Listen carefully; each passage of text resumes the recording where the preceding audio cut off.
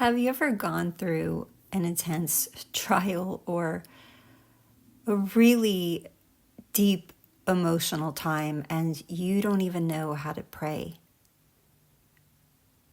Good morning, everybody.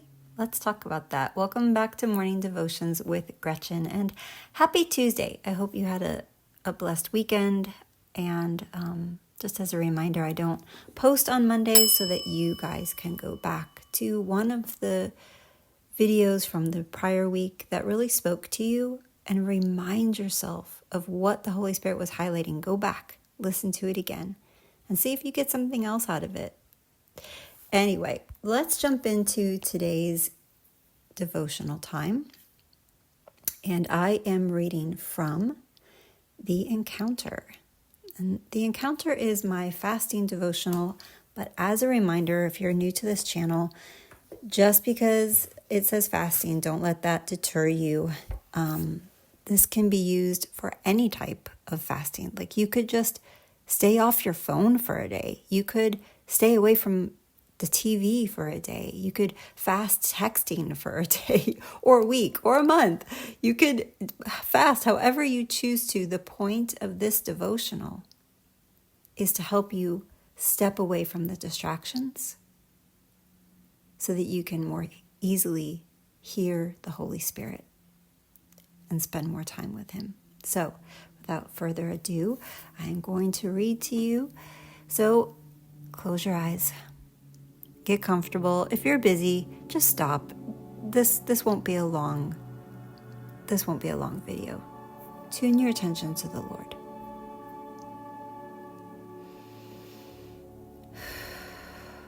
Slow breaths.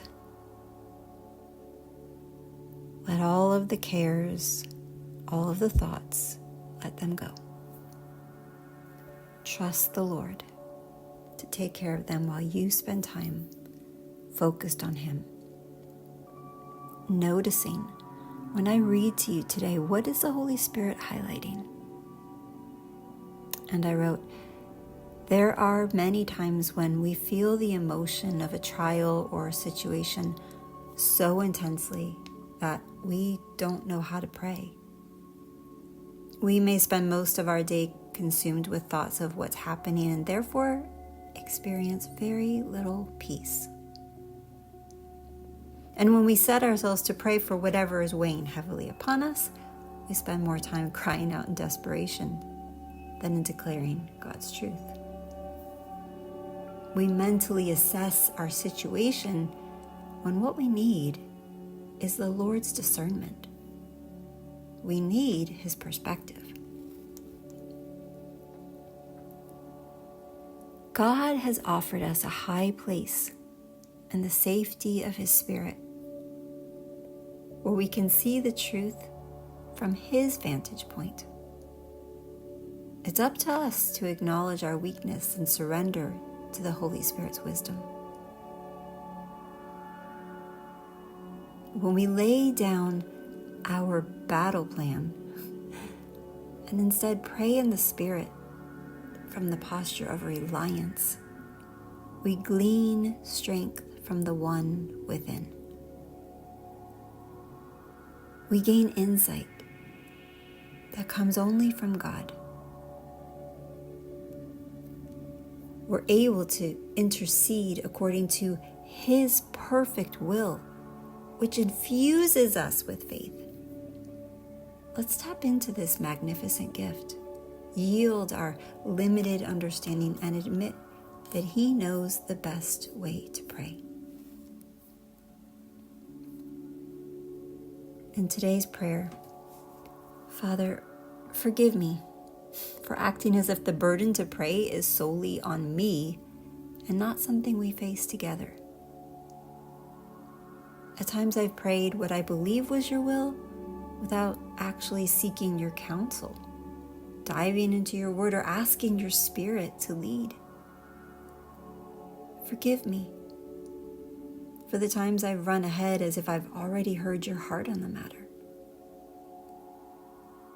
I confess that at times I find it easier to spin my wheels and work myself into a frenzy of so-called faith because I'm too anxious to lean back into your arms and seek your heart. Right now, I inhale the peace of your presence and exhale the stress.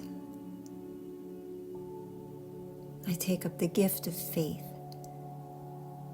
that is seasoned by my trust in you and your love for me. I refuse to obligate myself to a yoke of false responsibility. You are in me, around me, and able to pray with power and perfect wisdom through me. Lord, give me the grace to release these worries that have saddled my soul. Help me to tap into the flow of your Spirit. Pray your perfect will through me now as I thrust myself before you in wholehearted dependence. And I want to read to you from Romans 8:26. In a similar way, the Holy Spirit takes hold of us in our human frailty to empower us in our weakness. For example, at times we don't even know how to pray or know the best things to ask for. But the Holy Spirit rises up within us to super intercede on our behalf, pleading to God with emotional sighs too deep for words. Friends, I know what it's like. I know what it's like when we are stressed and stuck in our heads. But what a wonderful gift that we get to partner with the Holy Spirit. As I wrote in the beginning of that prayer, forgive me for acting as if the burden to pray is solely on me and not something we face together. Or I could have said something we do together. Probably would have been a better way to say that. You, as a Christian, are filled with the Holy Spirit. And the gift of praying in the Spirit is available to everyone. Maybe you're not used to this. Maybe it's a new thing to you. And if it is, this isn't my time of teaching, but I will actually, if you look in the description box below, I will link a teaching on praying in the Spirit or praying in tongues to a video from my spiritual mom, Elsabe. And you could watch that there if you'd like to learn more. But if you do pray in tongues, don't neglect the gift. It was given to us for a reason, so that we can tap into the ease of prayer, praying the perfect will of God, and lifting those burdens. It's such a marvelous thing to be able to pray with Him.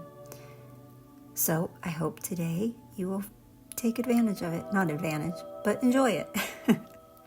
And that you will spend time praying in the Spirit today. Bless you guys.